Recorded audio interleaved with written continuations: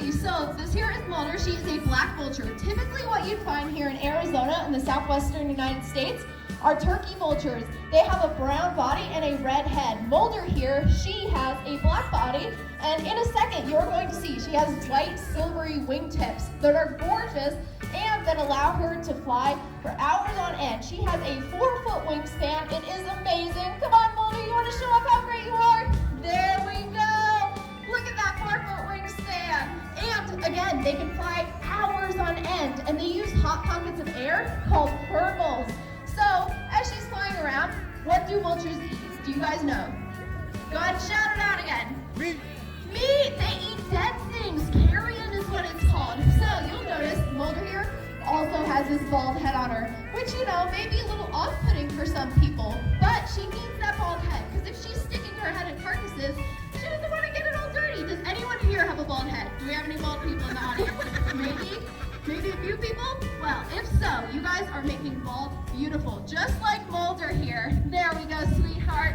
All right, and again, you'll notice she's amazing at walking around on the ground. Again, because that's where she'll be finding most of her food. She has those flat feet that are really adapted to this. But I'm going to show you guys the cutest thing about Mulder.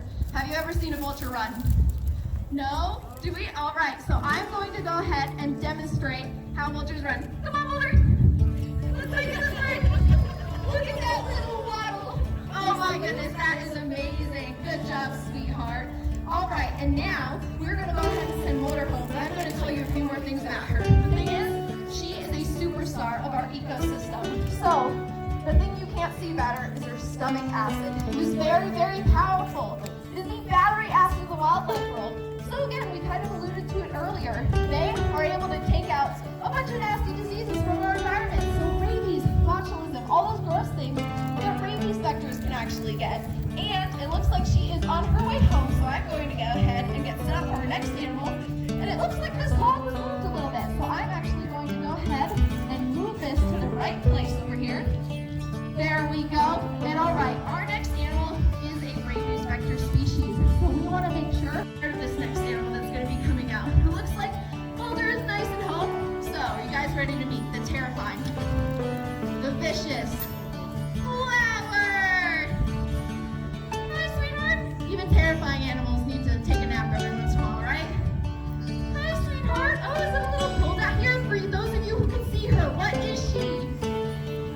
She's a skunk. Yes, a striped skunk to be specific. There we go, sweetheart. Oh my goodness. And I'm getting a lot of mixed reactions from you guys. Oh. Mrs., what are you doing, silly girl? Let's see if she wants to go ahead and complete her routine. There we go. Amazing job, Flower. Now, I got a lot of mixed reactions. Why is that? What do skunks do? They spray. They're sticky, right? So, as Flower's walking around, you don't have to worry about that.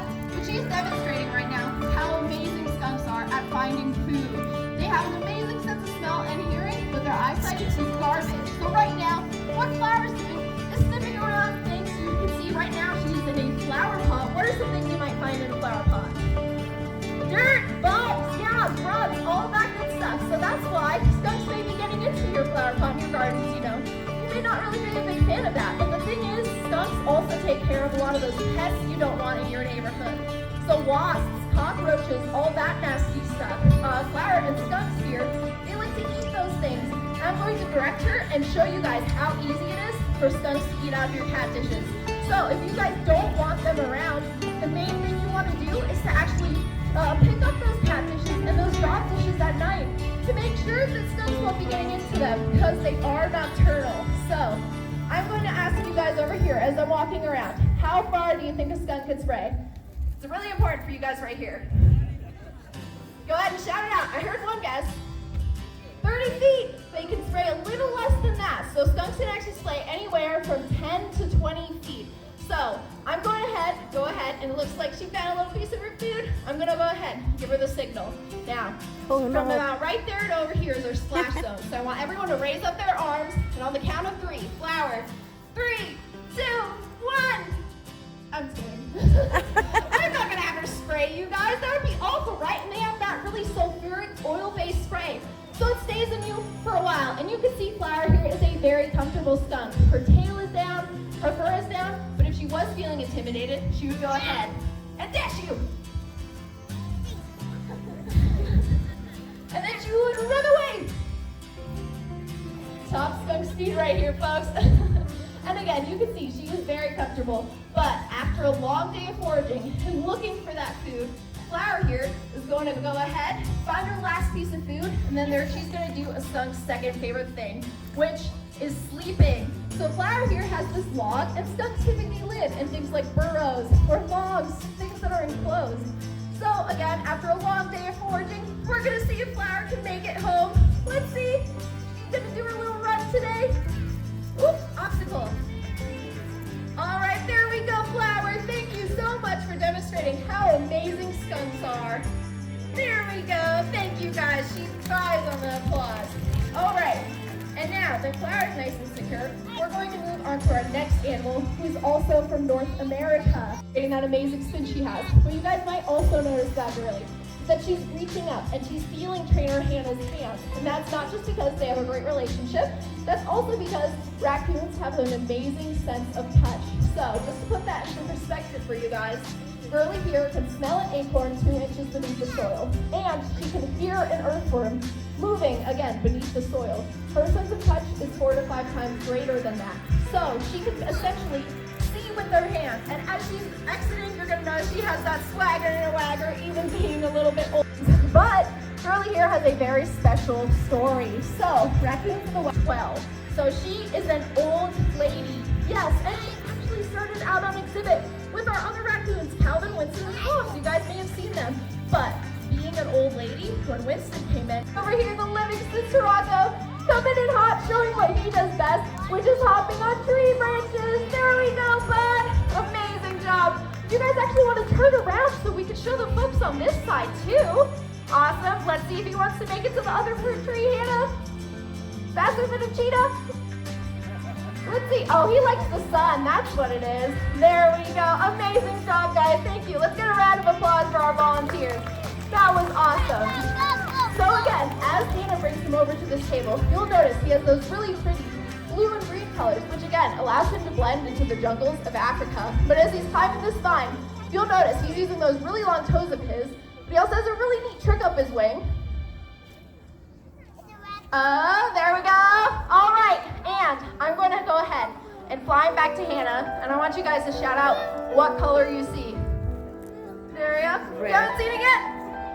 There we go. Red. There we go. Red, right? So does anyone know what red means in the wild? Scary, danger, yes. So that means if a predator were to come up to Clash and try to approach him, they might see that flash acted. Hi, bud. You want to come over here? There we go. Oh my gosh. And again, this is our last animal, but I'm going to show you guys. He comes from the grasslands of South America. So Brazil, Paraguay, Uruguay, all of those different places. And one thing that he can do is run 40 miles an hour. So does anyone want to see him run? Yeah? All right. I'm going to go ahead and show off how amazing he is at running 40 miles an hour. Look at me go. I didn't know I could run 40 miles an hour. There we go. Great job, bud. But what's really interesting about these guys is how they hunt. So I have this lizard right here. We are going to demonstrate when they find a lizard. What do you do? There we go, bud. Amazing job. Now I'm going to try to demonstrate to them over here. All right, let's do an instant replay.